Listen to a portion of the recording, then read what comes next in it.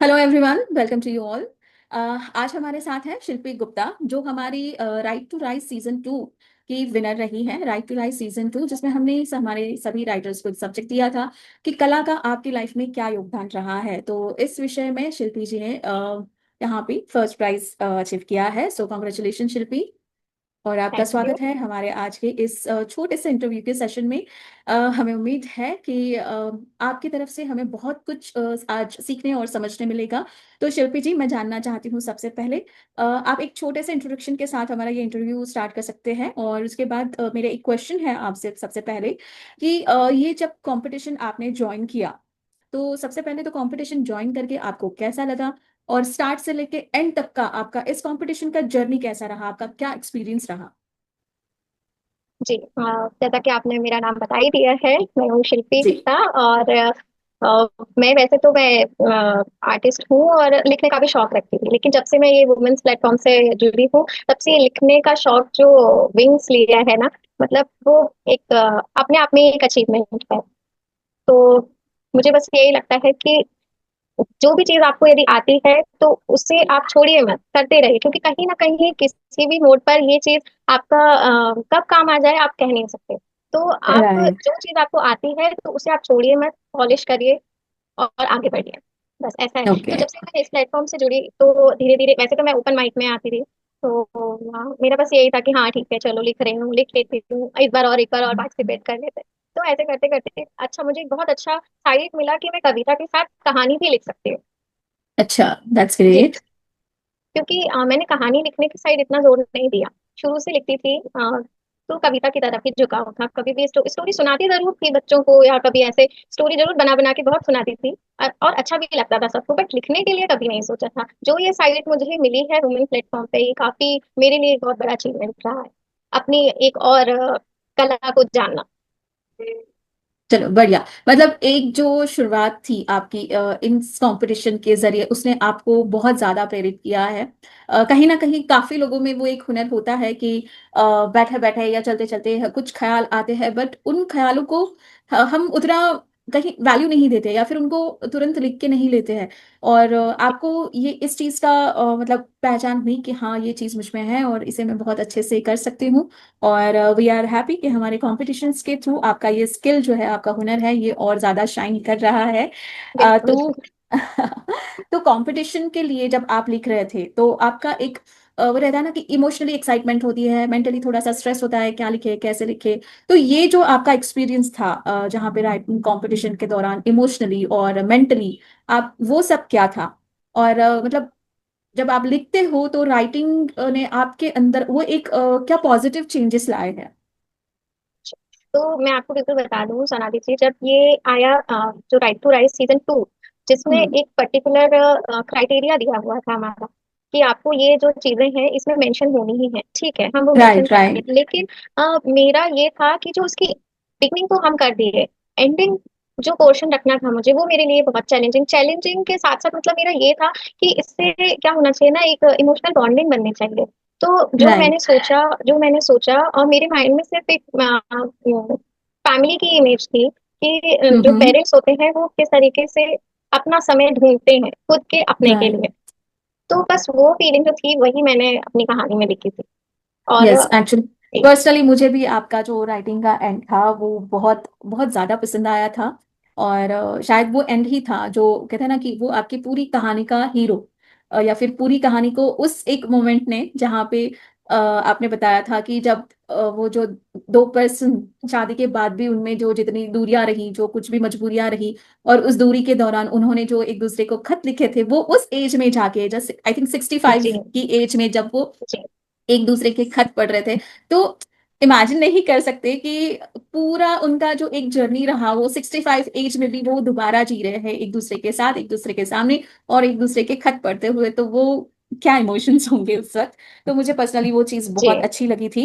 और आपने बखूबी उन सभी कहते हैं ना उन इमोशंस को हमने आपको शब्दों की मर्यादा भी दी थी कि इतने में ही लिखना है।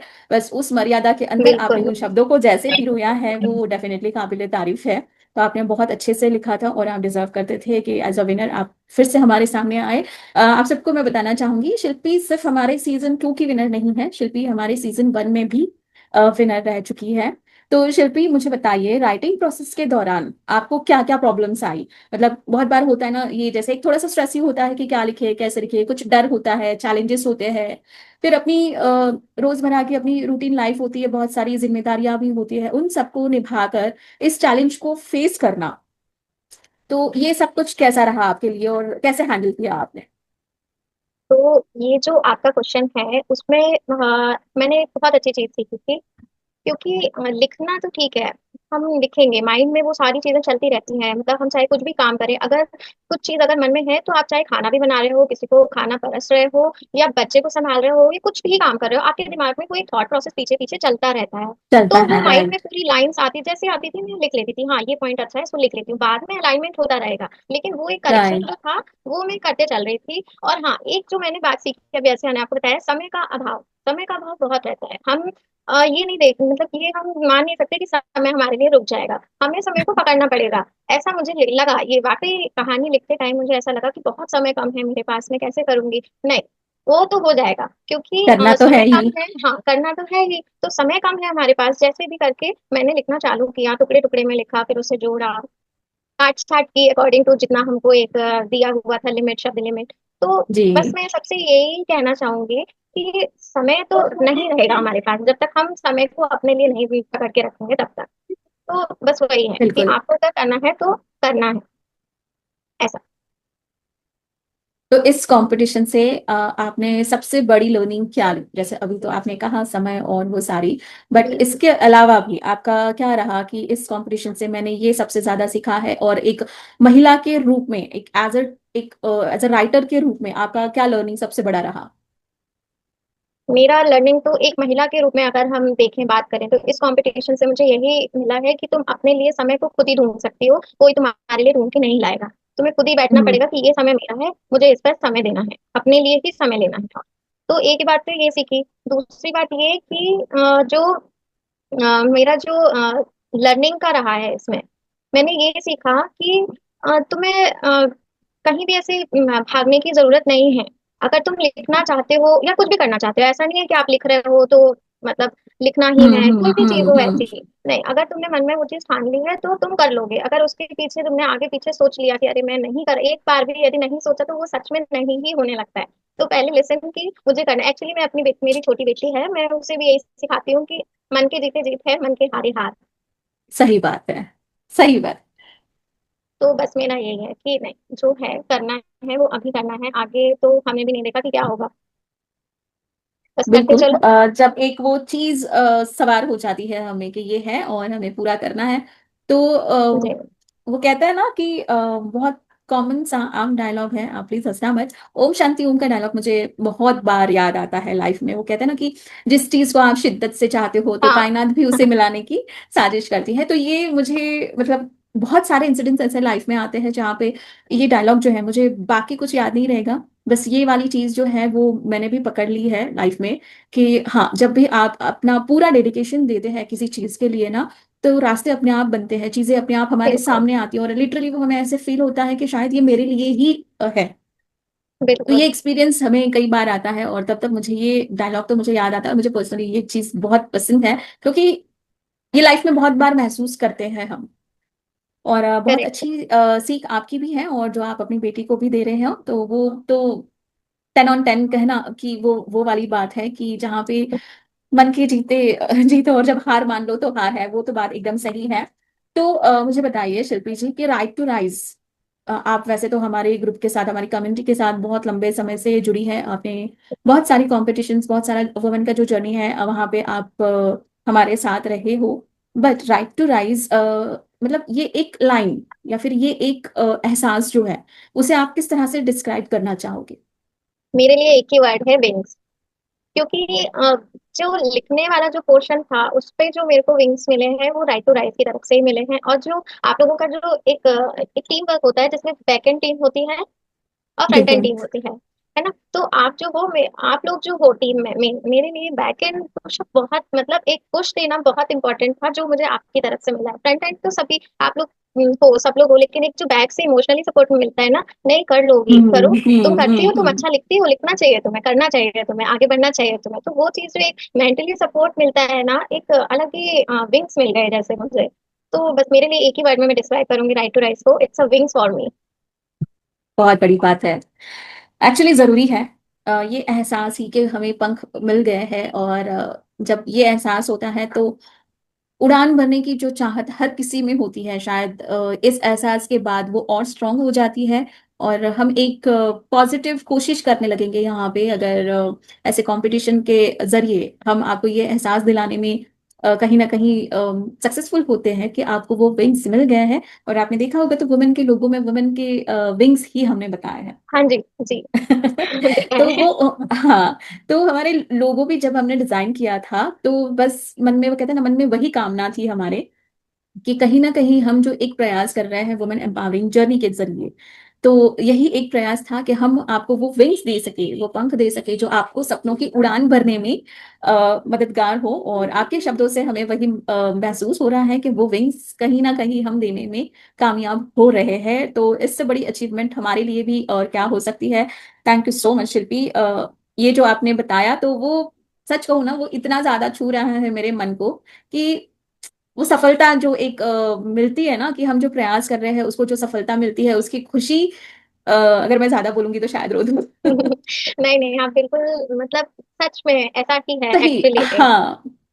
मतलब हम जो कोशिशें कर रहे हैं वो आपके शब्दों से मुझे महसूस हो रहा है कि हम सही डायरेक्शन में आगे बढ़ रहे हैं।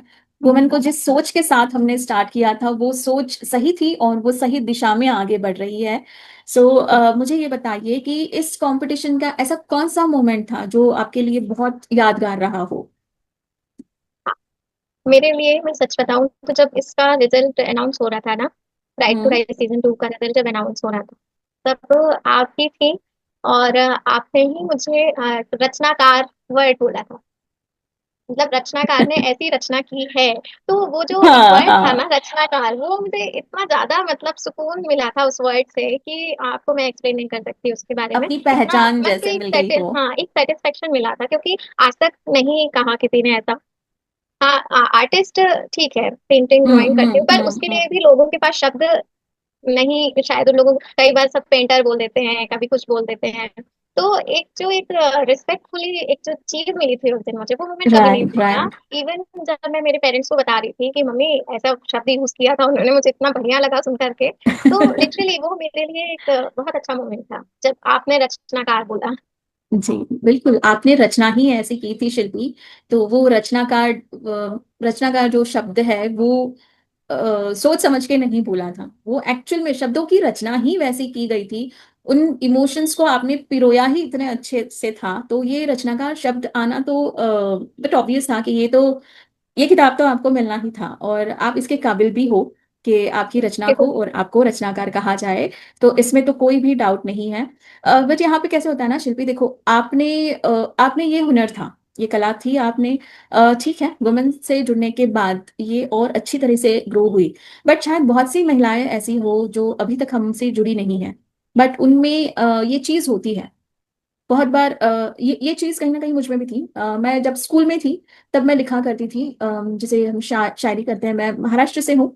तो महाराष्ट्र में कहा जाता है चारोली, मतलब जो 4 लाइंस की रचना रहती है उसे चारोली कहते हैं। तो मैंने वो भी लिखा था, वो बहुत सारी लिखी थी मैंने। और फिर कुछ कविताएं भी लिखी थी। बट फिर वो कैसे कहते हैं ना कि हम अपनी रेगुलर रूटीन लाइन में, लाइफ में इतना ज्यादा इन्वॉल्व हो जाते हैं, तो कभी कभी वो चीज पीछे छूट जाती है। और जो मैं लिखा करती थी उसमें पता नहीं क्यों दर्द बहुत था। वो चीज में दर्द बहुत था, जहां पे आपने, वो कहते हैं ना कि जो दिल में बसता है वो शायद आपने निकाल के रख दिया हो। बट मुझे बहुत क्वेश्चन होता था कि मतलब मैं कभी भी कुछ भी लिखती हूँ, क्योंकि स्कूल वाले टाइम में तो मतलब फुल ऑन मस्ती और वो सब वाला जो एक माहौल रहता है, मैं खुद भी वैसी ही थी, बिंदास टाइप हाँ। पर्सन मैं थी। और ऐसे में जब मैं लिख रही हूँ तो वो बहुत दर्द भरा निकलता था, तो मुझे वो थोड़ा सा अजीब लगता था कि यार मैं कुछ अच्छा क्यों नहीं लिख रही हूँ। मतलब कुछ पॉजिटिव हो, कुछ खुशी वाला हो, कुछ मजाकिया हो, ऐसा मैं नहीं लिख रही हूँ। जो भी लिख रही हूँ वो थोड़ा सा ऐसे ही। तो वो कहीं ना कहीं वो झिझक मेरे में आई और धीरे धीरे मैंने लिखना बंद कर दिया। तो बहुत सारे लोग होते हैं जिनमें शायद ये लिखने का हुनर होता है, बट कहीं ना कहीं खुद पे कॉन्फिडेंस की कमी होती है, या वो फिर झिझक होती है कि मैं लिखूं नहीं लिखूं। या फिर बहुत बार ऐसा होता है कि हम बस नोटबुक के पन्नों पे उसको लिख के वो कहीं किसी ढेर में वो थक चीज जाते पड़ी हैं। रहती है। तो ऐसे में आप ऐसी महिलाओं को क्या कहना चाहोगी कि जिनमें थोड़ा बहुत क्यों ना हो लिखने का हुनर है, बट किसी हेजिटेशन के जरिए, या फिर पता नहीं कुछ भी, किसी की भी सोच हो सकती है, जैसे मैंने ये सोचा कि मैं कुछ अच्छा क्यों नहीं लिख रही हूँ, मैं सिर्फ दर्द वाला ही लिख रही हूँ, तो मैंने छोड़ दिया। तो ऐसी बहुत सी महिलाएं होंगी, तो उनके लिए आप क्या मैसेज देना चाहोगी? मैं ऐसी महिलाओं को जो लिखना पसंद करती हैं, जो लिखती हैं लेकिन हेजिटेट होती हैं अपनी रचना को किसी के सामने बताने में, बोलने में कि यार मैंने कैसा हम्म। लिखा होगा, लोग सुनेंगे तो क्या रिएक्ट करेंगे, तो आप ऐसा बिल्कुल मत सोचिए। क्योंकि आप जैसे इंसान हैं वैसा ही आप अपने कागज पर उतारेंगे। राइट। तो क्योंकि शब्द और लिखावट ही इंसान की पहचान ज्यादा बताते हैं। आप कैसा लिख रहे हो, कैसा सुन रहे हो, कैसा बोल रहे हो, ये आपकी पहचान है। तो आप इसे जी। खोने मत दो। आप चाहे बहुत ही सेंटिमेंटल इमोशनल चीजें लिख रहे हो, चाहे बहुत हास्यात्मक चीजें लिख रहे हो, कैसी भी चीजें लिख रहे हो, सोशल से रिलेटेड है, कुछ भी चीजें हैं, आप हम्म। लिखना मत छोड़ो। और आप ये मत देखो कि आपने कितना परफेक्ट लिखा है। आप लिखते सही है। लिखते परफेक्शन ले आएंगे हम, लेकिन आप लिखना छोड़ दिए तो परफेक्शन आएगा ही नहीं। तो सही आप है। लिखना मत छोड़िए, लिखते रहिए, मौका दीजिए, जहां स्टेज मिले, माइक मिले, मत छोड़िए। मेरा तो यही रहा है। एक्चुअली मैं भी स्वभाव से बहुत इमोशनल हूँ, बहुत इमोशनल हूँ। हाँ, लिख जरूर लेती हूँ, कुछ चीजें माइंड को इधर उधर करके लिख लेती हूँ, मैं हर टाइप का लिख लेती हूँ। लेकिन बस मेरा ये है कि मुझे जब कभी भी माइक मिलता है ना, तो मुझे छोड़ना नहीं चाहती हूँ। पता नहीं कैसा अंदर से है मुझे, कि जब भी मुझे माइक मिलेगा तो मुझे नहीं छोड़ना। भले मैं दो लाइन बोलूंगी, अपने लिए बोलूंगी या दूसरों के लिए बोलूंगी, किसी के लिए भी बोलूंगी, मुझे माइक मिला है तो मुझे छोड़ना नहीं। क्योंकि पहला स्टेप वही है, जब आप माइक होल्ड कर लिए ना, उस दिन से आपका जो भी झिझक है लोगों के सामने खड़े होने का, लोगों के सामने बोलने का, बात करने का, सब कुछ चला जाएगा। राइट। तो पहला स्टेप लेना बहुत जरूरी है, और लिखना कभी मत छोड़िए। बस मेरा उस यही कहना कंफर्ट है। जोन से बाहर जी, निकलना, और वो बिल्कुल कहते हैं ना, डर के आगे जीत है। तो बस बिल्कुल। अपने डर से बाहर निकलना, उस जो एक हेजिटेशन है, जो संकोच होता है, या फिर बहुत बार ऐसे भी होता है कि ये मैंने लिखा है, पता नहीं अच्छा होगा नहीं होगा, हाँ, पता नहीं वही सामने वही वाला क्या चीज, सोचेगा, ये जो रहता वही है ना चीज कि एक्चुअली। कौन क्या सोचेगा, वो वाली चीज हमें बहुत लोग तो रोक सब देती है बहुत कई बार। सोचेंगे, लोग आप हाँ। लिखोगे नहीं लिखोगे, या आपने कुछ बोला नहीं बोला, आप चुपचाप भी बैठे हो, किसी से बात नहीं भी करोगे, तब भी लोग बोलेंगे कि आप ये तो बात ही नहीं करते, आप बात करोगे, अरे बाप रे बहुत राइट। ज्यादा बात करते हैं, तो लोग तो कहेंगे ही, उनको कहने दो। हाँ। हमको आगे बढ़ना है, एक कंसिस्टेंसी रखनी है, बस। हेजिटेट मत होइए, आप अगर क्या आप लिख राइटिंग रहे हैं तो टिप्स आप क्या लिखिए, दोगे? कोई भी काम आप अगर जो आप बहुत अच्छा करते हैं तो कीजिए। जो हाँ, बिगनर्स हैं, मैं टिप में या फिर सबसे जो, पहले, हाँ, तो आप क्या हाँ, टिप्स देना चाहोगे? स्टडी। मैं भी बहुत ज्यादा प्रोफेशनल नहीं हूँ, इस प्लेटफॉर्म से जुड़ने के बाद ही मैंने बोला मुझे विंग्स मिले हैं। तो मैं बिगनर्स को यही बोलूंगी कि देखिए, सबसे पहले तो ऐसे प्लेटफॉर्म से आप जुड़िए जहां पर आपको चैलेंजेस मिले, कि क्योंकि उससे राइट। आपकी सोचने की शक्ति बढ़ेगी कि आप किस किस एरिया में क्या क्या सोच सकते हैं। दूसरी बात हम्म। ये कि, हाँ, दूसरी बात ये कि आपको अगर कोई टॉपिक अच्छा लग रहा है, सपोज कोई टॉपिक, जैसे हमको टॉपिक मिला था और 5 उसमें लिमिटेशंस दी थी कि हमको ये चीजें डालनी ही है उसमें। तो राइट। मैंने क्या किया था, सबसे पहले उसके बारे में स्टडी करी थी। मान लो मैंने मर्चेंट नेवी का टॉपिक चूज कर लिया, मुझे था पर क्योंकि हम्म। काफी चीजें रिलेटेड थी, तो बहुत सारे लोग इस चीज को चूज भी करते। तो उसे अलग भी बनाया मैंने, उसे चूज किया भी मैंने, कि वो होते हुए भी एक अलग रास्ता ले ले। तो सबसे पहले मर्चेंट नेवी के बारे में मुझे इतना नहीं पता था, पहली बात तो मैंने मर्चेंट नेवी के हम्म। बारे में पूरा जाना, कि इसमें क्या एग्जाम देकर के पास होते हैं, इसकी एज कितनी है, कितने साल तक इसका काम कर सकते हैं, कितने साल में ये रिटायर होते हैं। तो और बिल्कुल। ये सारी चीजें एक प्ले में बांधना। और फिर जब कहानी का एंड की तरफ जब मैं मुड़ी ना, तो मुझे ये था कि कोई भी नेगेटिव एंड नहीं देना है मुझे। तो उसको फिर किस तरीके से, और मैंने उस कहानी को चलते रहने दिया, मैंने उस कहानी को खत्म नहीं किया। अभी भी वो उस कहानी में दो जो पात्र हैं वो जिंदा है। ऐसा नहीं किया मैंने कि एक एज आई, पड़ाव आया तो एक मर गया कि अच्छा, एक ही जिंदा मतलब है, ये, ऐसा हाँ, नहीं है। लघु कथा नहीं की है आपने, इस पे तो आगे भी आप कंटिन्यू कर सकते हो। हाँ, हम इसमें अगर हम चाहें तो उसको स्टॉप भी कर सकते हैं, कि अच्छे भले बैठे पढ़ रहे हैं, अपने लाइफ को जी रहे हैं, आगे बढ़ाना है तो हम आगे भी बढ़ा सकते हैं। तो जरूरी नहीं कि हर कहानी का अंत किसी के मरने से हो, है ना। तो मेरा बिगनर से यही कहना है कि आपको यदि कोई सब्जेक्ट अच्छा लग रहा है तो पहले उसके बारे में स्टडी करें, उसे एक तारतम्य बोलते हैं एकदम शुद्ध हिंदी में। तो उसमें बांधना, किस तरीके से हम एक के बाद एक स्टेप को बांधें, ताकि कोई भी चीज ऐसी मिस ना हो हमसे, जंप ना करें हम हम्म। एकदम से किसी चीज में। तो वो चीज हो। और उसकी एंडिंग कैसे रखनी है, वो आप उस पर बहुत ध्यान दें। हमेशा हर कहानी सही की बात है। एंडिंग तभी नहीं होती है जब विलन मर जाए। या उस कहानी में विलन हो। काफी लोगों ने स्टोरी का एंड इसी तरह से किया था, जहाँ पे जो मेन कैरेक्टर्स हैं उनकी आगे जाके डेथ हो जाती है और कहानी वहीं, वही। तो ऐसे में वो एक डिफरेंट एंगल लाना और इतना इमोशन से भरा हुआ एंगल लाना, वो एक्चुअली शायद वही सारी चीजें थी जो आपको एक विनिंग स्टेज की तरफ लेकर गई है। और जी वही। इस सब में ना मैं खुद भी एक चीज कहना चाहूंगी, जो भी विनर है अभी, जैसे आपको शिल्पी ने गाइड किया है कि हमें क्या क्या करना चाहिए और किस तरह से नॉलेज हम ले सकते हैं। बट देखिए, जब हमारे पास कोई सब्जेक्ट आता है और उस सब्जेक्ट में हमारे पास बाउंड्रीज हो कि ये चीज लेनी है, ये चीज नहीं लेनी है, या इतने शब्द ही लेने हैं, ये सारा तब का रहेगा। बट जो बिगनर्स हैं उनके लिए मुझे ऐसा लगता है कि आपको है ना, जो भी आपकी नॉलेज में है, जिस विषय को भी आप बहुत अच्छे से जानते हैं, महसूस करते हैं, बहुत सारी चीजें है ना हमें आसपास में ही इतना कुछ मिल जाता है, जिनको अगर हम देखते हैं ना, तो देखते देखते ही अगर हम उस वे में सोचने लग जाएं, तो बहुत कुछ आपके सामने ऐसे ना, जैसे कि थाली परोस कर रखी है, बस आपको खानी है, इतनी ही देर होती है। अगर आप उस नजरिए से और उस एहसास को सदा अपने साथ रखकर अगर हम आगे बढ़ते हैं, तो मैं ये नहीं कहूंगी कि लिखना बहुत आसान है, बट लिखना उतना मुश्किल भी नहीं है जितना हम समझ लेते हैं और उसको छोड़ ही देते हैं। एक्चुअली प्रयास जो बहुत चीज जरूरी अगर है। मुझे। जब भी आपको जो भी माइंड में आता है, मैं जब लिखती थी ना शिल्पी, तो आई थिंक नाइन्थ स्टैंडर्ड में थी जब मैंने लिखना स्टार्ट किया, तो छोटी तो थी नहीं उतनी कि कुछ ना करूं। अगर सपोज कि मैं घर में काम भी कर रही हूँ, तो कभी भी कुछ भी याद आ गया, क्योंकि कौन सी चीज कब याद आ जाए या किस चीज को देख के क्या आपके मन में ख्याल आ जाए, हम बोल ही नहीं सकते। तो वो चीज देख ली, वो चीज जैसे ही माइंड में आई, मैंने सारा काम छोड़ा, पेन लिया और उस चीज को उतार लिया। कई बिल्कुल। बार तो ऐसे भी हो रहा है कि मैं ट्यूशंस के लिए जा रही थी एक दिन, मुझे वो आज भी याद है। मैं ट्यूशंस के लिए जा रही थी और वो कहते हैं ना कि अकेले आप चल रहे हो तो अपने ख्यालों में रहते हो। तो वो वही चीज थी कि मैं अपने ख्याल में थी और वहां पे मैंने उस उन ख्यालों में पता नहीं क्या आया, और मैं बस रास्ते में नोट ट्यूशन जा रही थी, नोटबुक तो थी ही, रास्ते में चल भी रही हूँ और लिख भी रही हूँ। फिर वो कहीं ऐसा लगता है कि क्या कर रही है तू। बट वो मुझे पता था कि मैं अगर अभी इस शब्द को या अभी इस लाइन को अगर मैं मिस कर दूंगी ना, तो फिर वो बस। दोबारा मैं कितना भी उसे याद करूं, वो अभी जिस तरह से मेरे अंदर आई है वो उस तरह से नहीं आएगी। इसलिए बिल्कुल। आपको जब भी कुछ भी याद आता है, तो आप बस उसे लिख लीजिए। जब भी आपको ऐसा लगता है ना कि हाँ मुझे ये लिखना है, तो वो बस आपको लिखना ही है। तो इट्स ओके, अगर कोई भी माहौल हो, आप काम कर रहे हो, नहीं कर रहे हो, बैठे हो, चल रहे हो, उठ रहे हो, बैठे हो, कुछ भी हो, आपको कभी भी कुछ भी याद आता है, बस आप आप लिख उसे लो। लिखिए। हाँ, तो ये और एक बेस्ट ऑप्शन है। हाँ, और जैसा आपने कहा ना कि उस चीज को महसूस करना बहुत जरूरी है, तो अब बहुत अगर जरूरी आप है, कुछ राइट। चीज किसी चीज को आप लिख रहे हो, किसी चीज पर आप लिख रहे हो, तो उस जगह पर पहले अपने आप को फिट करके देखो कि आप क्या सोचोगे उस टाइम पर। अगर हम्म, आप ऐसे हम्म। तो आप क्या करते। तो अपनी फीलिंग्स को खुद के अलावा और कोई अच्छे से नहीं बता सकता है। सही बात। तो उस चीज को अगर आप उस समय महसूस करके लिखोगे, तब आपका जो लिखावट होगी, जो लिखा हुआ होगा, वो सबसे बेस्ट होगा हम्म। आपके लिए। सही सबसे है। बेस्ट होगा। और आपको ये सोचने की बिल्कुल जरूरत नहीं है कि अगर किसी ने ये पढ़ा तो क्या सोचेगा। बिल्कुल हेजिटेट वो तो मत है, हो।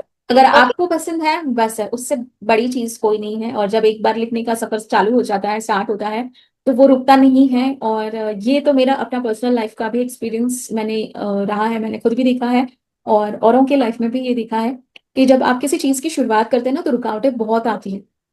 फिर वो परिवार हो, दोस्त हो, जान पहचान वाले हो, वो रुकावटें आती है, ये क्या कर रही है, ये क्यों कर रही है, क्या जरूरत है, ऐसे है वैसे है, वो सब कुछ। बिल्कुल। बट उन रुकावटों के बाद भी जब आपके प्रयास आपको आपकी सफलता की तरफ लेकर जाते हैं और आप सफल हो जाते हैं, तो जो सारे लोग आपके आसपास पहले आपको रोकने के लिए थे ना, वो आपके बाजू में आ जाएंगे कि चल एक सेल्फी लेते हैं।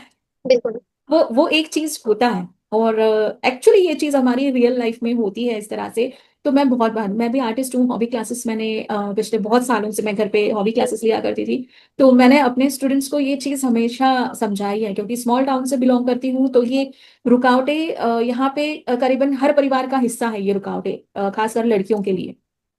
तो वो चीज रहती है कि नहीं, इस चीज के लिए मना किया गया, वो चीज के लिए मना किया गया। तो बस जब आपको पता है कि आप जो कर रहे हो वो सही है, आप जो कर रहे हो उससे किसी भी मर्यादा का उल्लंघन नहीं हो रहा है, कुछ भी गलत नहीं कर रहे हो, तो बस वो चीज हमें कर देनी चाहिए। बट है ना शिल्पी, यहाँ पे बहुत बार ऐसे होता है कि चलो ठीक है, मैं लिख रही हूँ, अच्छा लिख रही हूँ, बट अगर ये सवाल आ जाए कि ये लिख के मैं करूँ क्या, ये तो सिर्फ बुक में ही रह जाएगा, इसका कुछ यूज ही नहीं है।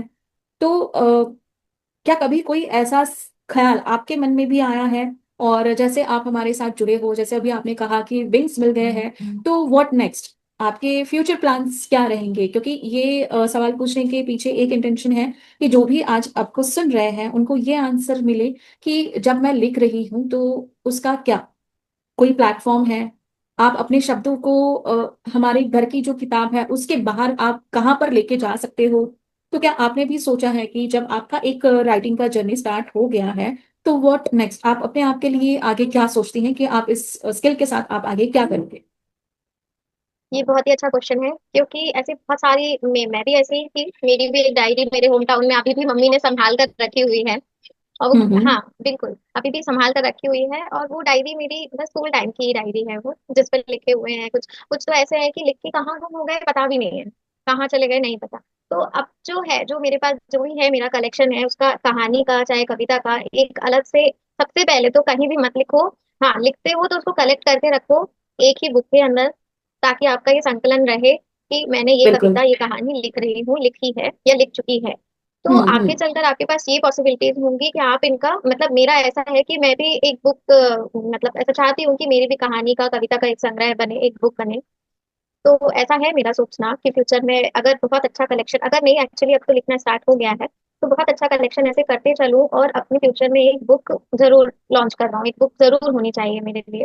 मेरे लिए, मुझे नहीं पता बिल्कुल। दूसरों का नहीं पता, बट बिल्कुल। मेरा मेरा ये सोचना है कि मेरे लिए मेरी लिखी हुई बुक होना चाहिए, कविता कहानी का संग्रह। और एक बात और कि जैसे आप, आपने जो अभी मुझसे बोला कि आप और आगे क्या करना चाहोगी, तो मेरा एक है कि मुझे बोलना भी बहुत पसंद है, तरह तरह से वॉइस को मॉड्यूलेट करके कहाँ इमोशनली पहुंच देना है, कहाँ बहुत हम्म। अच्छे से एकदम निडरता के साथ बोलना है। ये आता है, अंदर से है ये चीज, तो इसका भी मुझे यूज करना है। तो आगे मेरा यही है कि जो भी मैं कहानी कविता लिखती हूँ उसको, और साथ में जो मुझे पसंद है, जो बुक्स मुझे पसंद है, जो कविताएं मुझे पसंद है, उनको बोलना चाहूंगी। क्योंकि मेरा एक था कि मुझे रेडियो में बोलना है, एफएम में बोलना है। ठीक है, वहां चांस नहीं मिला तो कुछ नहीं, हम खुद ही बना लेंगे। तब तो इतना ऑनलाइन सब हो गया है, प्लेटफॉर्म मिल गया है। आपका अपना, हमारा अपना ही प्लेटफॉर्म है वुमेन्स एम्पावरमेंट जर्नी का, वहां बिल्कुल। पर भी बिल्कुल। बहुत आगे। मुझे उम्मीद है कि बहुत आगे ऐसे मौके और मिलेंगे जहां पर ऐसी स्किल्स और आगे निखरे उभरे। तो बस मेरा यही बिल्कुल। है कि एक मेरी खुद के लिए एक किताब हो, दूसरा मैं अपना एक चैनल जल्द ही बनाने वाली हूँ। थोड़ा वही बोला ना, समय का अभाव है, बट समय को पकड़ना पड़ेगा। जल्दी करना समय को पड़ेगा, सही पकड़कर है। अपनी कुछ जो रिकॉर्डिंग्स है वो सब करना है। और यूट्यूब में या जो भी हमारे जो सोशल प्लेटफॉर्म्स हैं उसमें बोलना स्टार्ट करना है, क्योंकि मुझे बोलना भी बहुत पसंद है। तो इससे बेटर कुछ नहीं होगा कि अपनी लिखी हुई कविता कहानी को अपनी ही आवाज में बोलने। आवाज में बोली जाए, यस। बिल्कुल। अभी हमारा ओपन माइक था, उसमें आपने जो देशभक्ति के ऊपर जो भी आपने कहा था वो बहुत ही अच्छा अच्छे से कहा था। और उसमें भी एक चीज मुझे बहुत अच्छी लगी थी कि जब बात देश की होती है तो आपने हमें उस एहसास को भी बहुत रिस्पेक्ट दी। जब आपने हमारे देश के बारे में जब बोला, आपने खड़े रहकर बोला था, तो वो चीज भी जी मुझे बहुत अच्छी लगी थी कि ये एहसास होना बहुत जरूरी होता है। तो हम लिख रहे हैं या मैंने लिखा है, वो मुझे बोलना है, वो उस एक्साइटमेंट में ना जाकर आपने इस चीज का ध्यान रखा था कि मैं जो बोल रही हूँ वो किस बारे में बोल रही हूँ और उसका महत्व क्या है, उसकी बिल्कुल। रिस्पेक्ट आपने सही समय पर जिस तरह से रखी थी वो बहुत अच्छा था।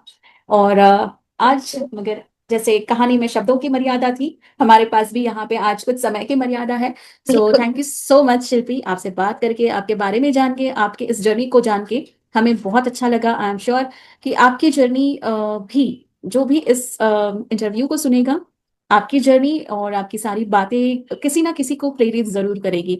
अगर हमारे कमेंट्स में अगर 1% का भी ऐसा कमेंट आ गया ना कि यस, शिल्पी की जर्नी ने हमें प्रेरित किया है कि हम भी आगे लिखना जारी रखें, तो आई थिंक इससे बड़ी सफलता हमारे लिए नहीं रहेगी। तो उम्मीद है कि हमारा ये इंटरव्यू सभी लोगों को कुछ ना कुछ जरूर देगा। अगर आपको कुछ ना कुछ जरूर मिला है तो आप हमें कमेंट कीजिए और हमारे इस लाइव इंटरव्यू को आप लाइक कीजिए, शेयर कीजिए और हमारे चैनल को भी सब्सक्राइब कीजिए। अगर आप हमारी कम्युनिटी का पार्ट बनना चाहते हैं तो हमसे बिल्कुल कनेक्ट करें। आप हमें कमेंट में मैसेज कीजिएगा, हमारी टीम आपके साथ कनेक्ट करेगी। और जैसे एक सफर शिल्पी का स्टार्ट हुआ है, उम्मीद करते हैं कि हर महिला का भले वो हुनर उसमें कुछ भी क्यों ना हो, राइटिंग का हो, कुकिंग कुकिंग का हो, डांसिंग का हो, या फिर और भी कुछ भी हुनर हम लोगों में होता ही है।